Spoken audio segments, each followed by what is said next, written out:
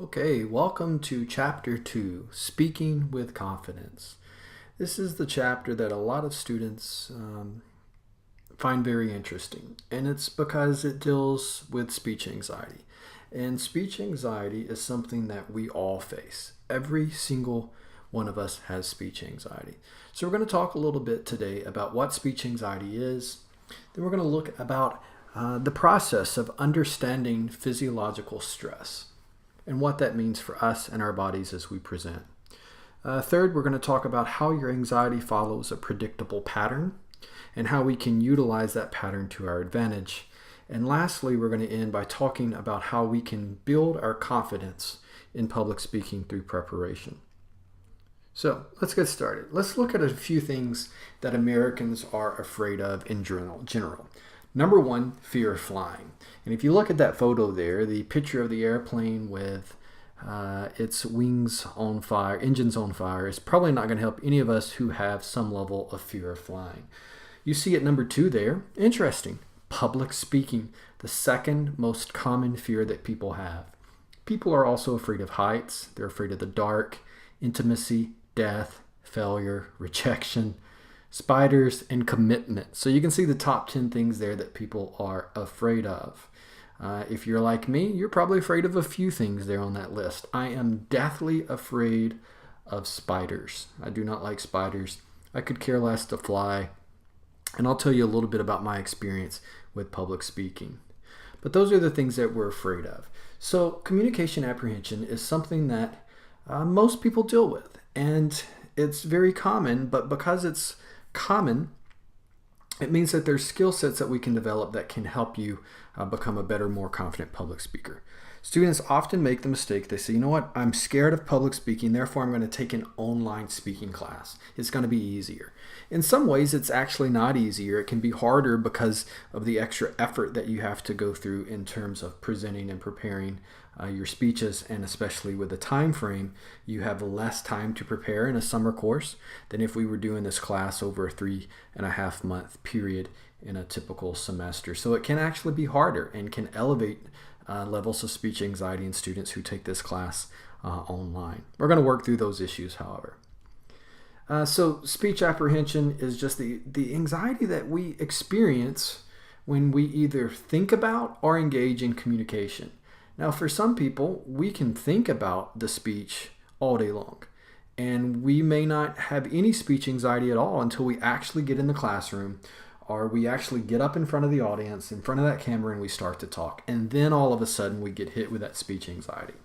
Some people, though, they get anxious just thinking about the process, thinking about having to present the speech. It's the planning phase that also causes them anxiety. So it can present itself in different ways for each of us. So the fear of public speaking, that's also known as glossophobia. So there's your GRE, graduate record exam word of the day. Glossophobia, the fear of public speaking. And the statistics are pretty staggering. 74% of people suffer from speech anxiety. So 3/4 of all Americans. Some studies actually put that number much higher at about 98% of all people suffering from speech anxiety. You see it affects women and men equally. In regards to that, why is it that we have speech anxiety? Why is it that so many people are afraid of public speaking? There's a few common themes that we often see here, and that one, the first is lack of experience. So people just aren't experienced at public speaking. Now, you've gone your whole life up until this point in college, taking a lot of classes along the way. Elementary school, middle school, high school, college. Common theme there is, this is probably the first public speaking class that you've had, or one of the first experiences you've had with actual taking it in terms of a class. So learning skill sets to help you be a more comfortable, confident public speaker. So we're not really trained as students to have success in public speaking. So we really have a lack of experience as a result of that. A lot of people also have bad past experiences. So maybe you had a class project or presentation that didn't go very well. Maybe you got up there in front of everyone and you froze. You got really scared, had a lot of speech anxiety, and it was a bad experience for you. right? So those previous bad experiences are affecting your perception of how you're going to do in the future. And that's not right, because you can learn from things that happen and become a better speaker as a result of that. We also worry about stupid things like how we look or faults that we may have, or that the fact that we're different from other people. We call that the spotlight effect. You see the spotlight there. We're taught from a very early age that people are judging us. And people do judge us. We do judge other people.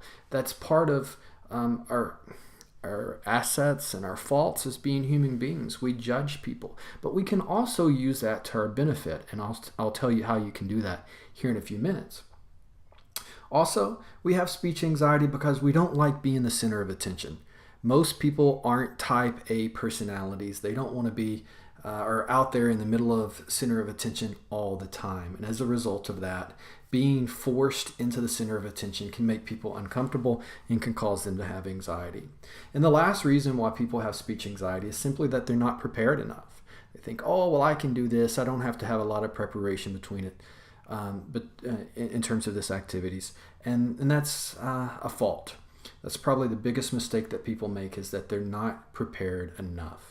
You want to be a good public speaker. You want to be a confident public speaker with low levels of anxiety. Be prepared. That's the best thing that you can do. Now we want to talk a little bit about physiological stress. You may be asking yourself, what is physiological stress? Well, the best way to describe it is when you're driving down the road and you pass a cop that you didn't see or that was hidden. And all of a sudden you get that feeling. Your pulse races, your stomach drops, you feel nauseous. That's physiological stress.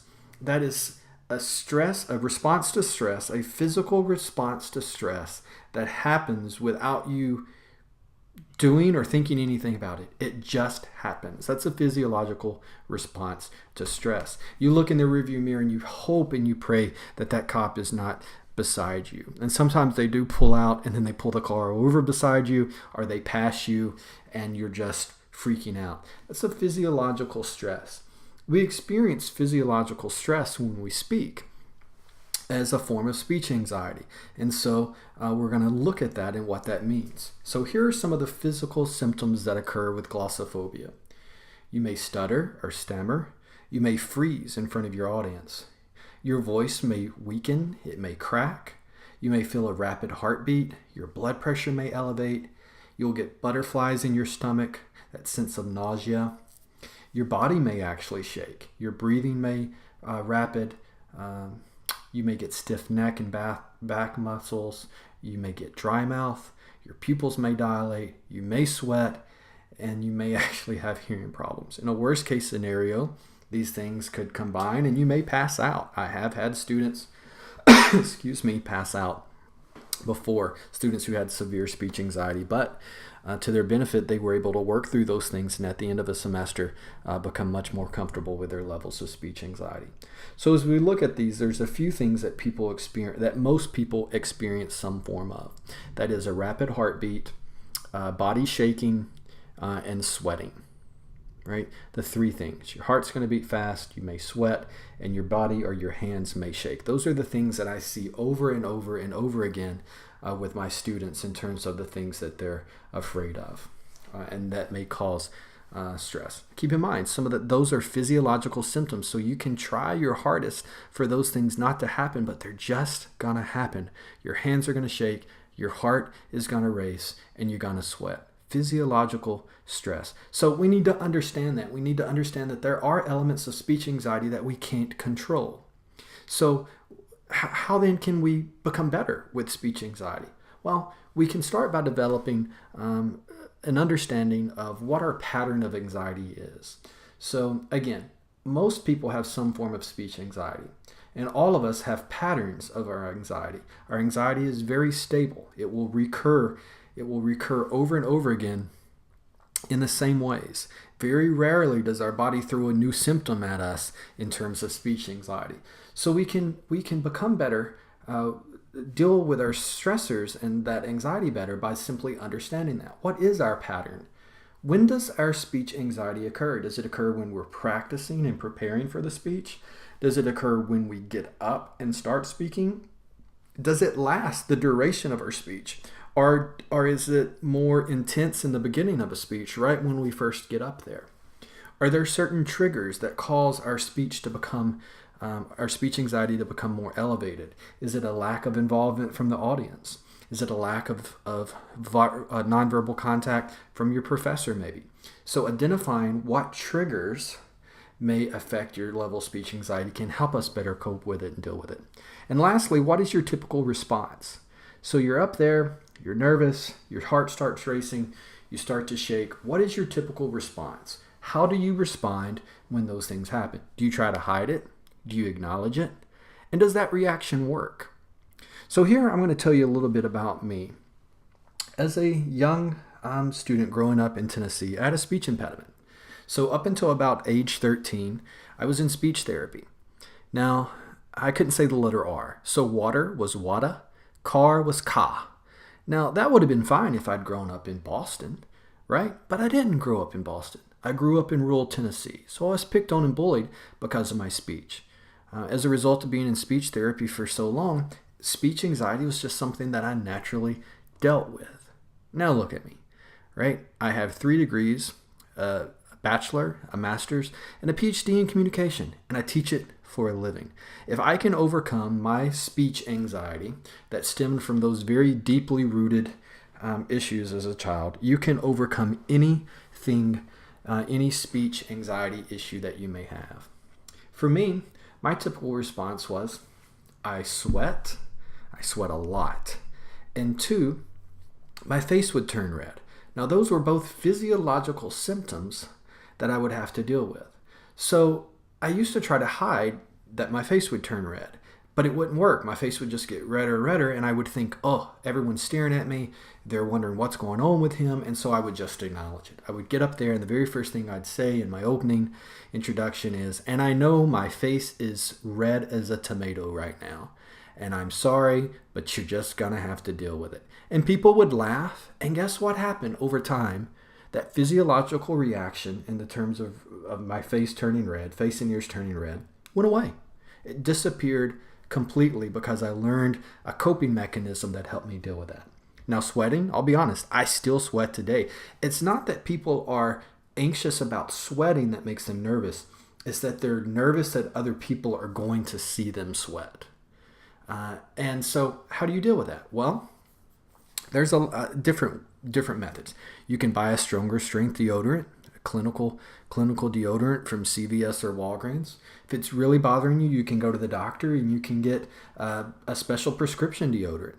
If it's really, really, really bad and it's affecting your ability to function and to be a confident, comfortable speaker and you have to do it often, you can actually get Botox. Botox under your arms. Sounds painful, does not sound like something I'd want to do, but you can do it. So there are options and there are things out there for you regardless of what symptoms you present in terms of your anxiety. But the key is that you understand your anxiety. What is your specific anxiety? What is your pattern of anxiety? If you can understand those things, then we can develop behaviors and approaches that will help us become less anxious when we speak. So, what strategies can we develop?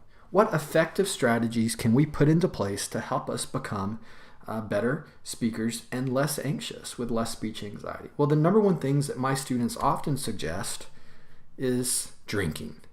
Well, that might work on the weekend, but that unfortunately will not work if you have a big speech or presentation to give. So we're going to get rid of that. There it goes. So drinking is not an effective strategy for speech anxiety. What can we do, though? There's a few things that we can do to help us become less anxious when we speak. And the first thing that I tell students to do, if you really want a very easy, simple way of automatically reducing your speech anxiety, dress professionally. You'll see it on the speech rubric in terms of the grading assignments that I ask that you dress professionally. If you want an A in that category, you need to dress professionally. And that's because the research is very clear that what your clothes say about you, that speaker appearance has a direct impact on how our audience perceives us to be credible, or the audience's perception of our credibility. And that plays into speech anxiety in a few ways. So if the audience, if you're dressed professionally and you get up to speak, the audience is going to perceive you to be more credible before you even say your very first word. So they're expecting you to be more credible. Therefore, their nonverbal communication with you, their involvement with you, their attention to you is going to be higher than if you got up in a pair of blue jeans and a t-shirt. It simply is. The second thing is that when you dress professionally, you feel empowered. You feel good about yourself. You walk with an air of confidence, right? It's just true. When we look good, we feel good. And so if you're dressed professionally, you're going to feel more confident. You're going to feel more comfortable. And as a result of that, that will lower your speech anxiety. So one of the easiest, simplest things you can do to lower your speech anxiety is to dress professionally.